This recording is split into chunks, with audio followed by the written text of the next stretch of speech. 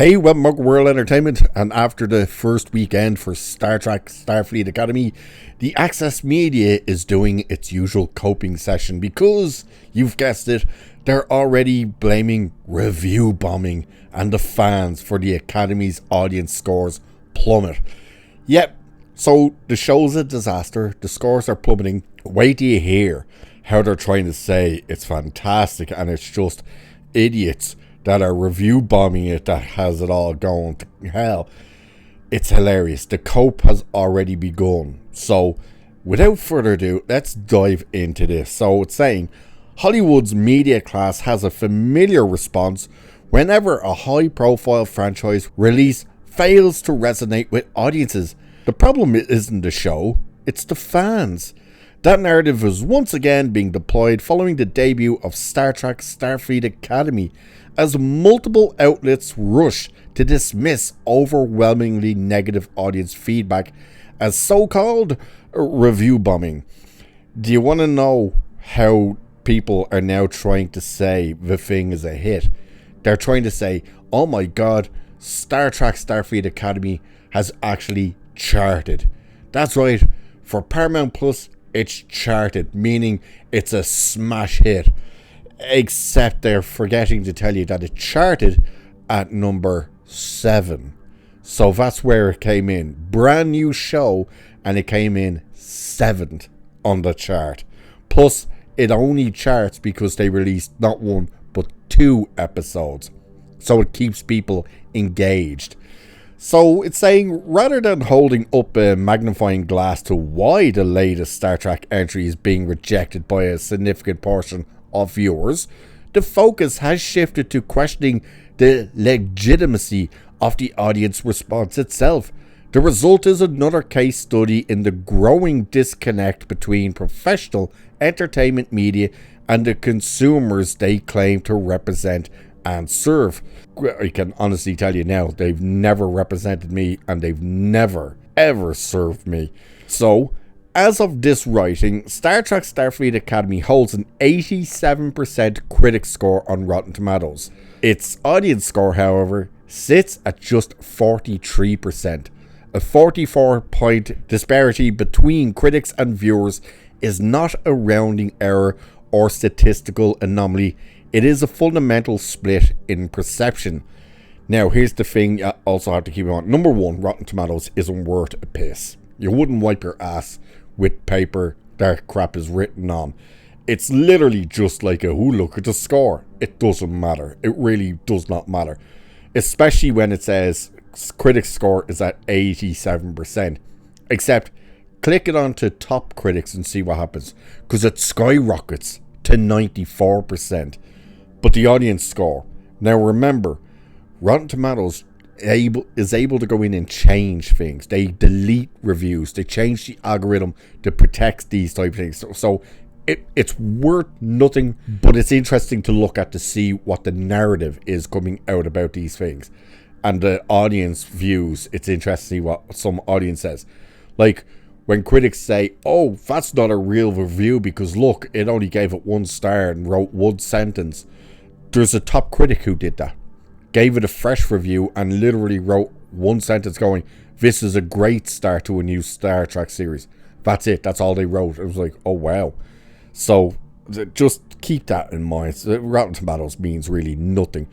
Especially when you see it's rated fresh. Nobody cares. So this pattern has become increasingly common across modern franchise entertainment. Projects are frequently praised by critics during tightly controlled press circles, only to encounter skepticism or outright rejection once they reach the general public. Instead of acknowledging that disconnect, the industry increasingly frames dissent as suspect. The assumption appears to be that audiences must be acting in bad faith if their opinions differ too sharply from those of professional reviewers. The same reviewers that they bring in, we've been found out that they were, someone actually let it slip that they were getting paid $50 a review from Rotten Tomatoes. So keep that in mind. That literally is being a paid shill. So these people are getting paid. Their integrity was worth $50 to write these reviews. And again, just go and read some of the critics' reviews and then question, how is that a good review? When they're literally saying like, oh, it's not great writing, the characters aren't that interesting, there's nothing really here, but hey, it's brand new, so give it a try. Fresh rating, 7 out of 10. And it's like, how could it possibly be 7 out of 10? But you get someone who breaks down, an audience member who breaks down what their fundamental problems with the show are. Like, this character's not interesting and this is why. This doesn't make sense, and in the history of Star Trek, this is why. And they literally break down everything, give it a rotten score, and then they get called, oh, they must be a bot, or they're just review bombing, and it's like, get lost. So, the term review bombing originally referred to organized efforts to artificially manipulate review scores, often disconnected from the content itself. In recent years, however, it has been repurposed into a catch-all explanation for audience dissatisfaction. When viewers respond negatively in large numbers, the label is applied reflectively, even when there is no evidence of coordination, automation, or external campaigns. In practice, it functions less as an analytic conclusion and more as a shield. So they're basically saying nobody can prove that people are out there screaming, hey, you gotta review bomb this thing, and that's what's happening. Again, when you're getting the audience side where they're explaining in detail their likes and dislikes of these shows, movies, whatever it is, compared to the critic side, because look at the critic side, they all say the same thing. There's always that line that always is the same thing, like, it's so different, it's stunning and brave, it's a masterpiece, it's this, it's that. That's where you go, oh, so these are the key words you've been told to say. We know this happens. We know these people are getting access. That's most of their payment. The other people online on YouTube and stuff who go, oh, I have always loved this type of stuff. Yay, this is, everybody else is just a bot and stuff. They're even paid shields. And they're not paid through cash, they're paid through access. Look at that idiot. What's he called? I can't even think of what the hell he's called. Dude who did his trailer reactions to the Avengers Doomsday trailer.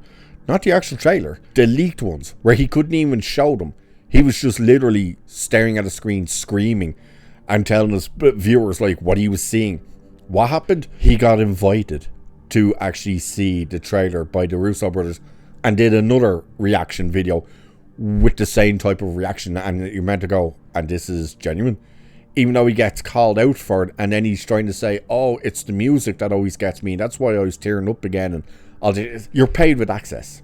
That's what you're getting from all of this crap. This idea that review bombing, that because we all dislike this type of crap, that we're just review bombing it, especially, do they really think we have or even care that much about something like Starfleet Academy that we would organize review bombing?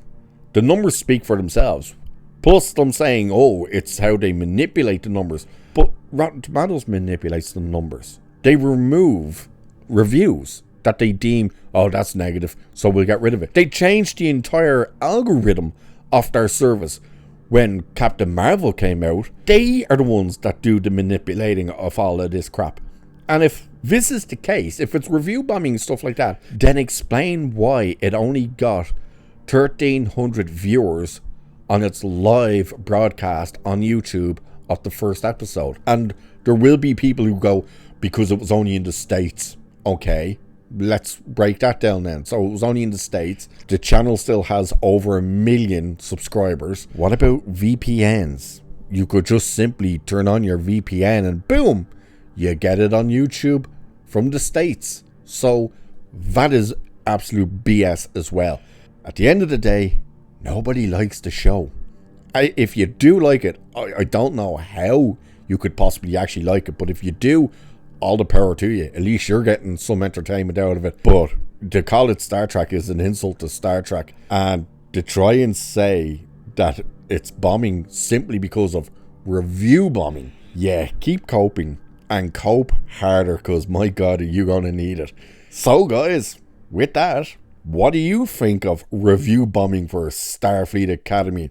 Do you think anyone cares that much that they would even bother review bombing the thing? Let me know what you think of all this. And with that, I shall leave it there for this one.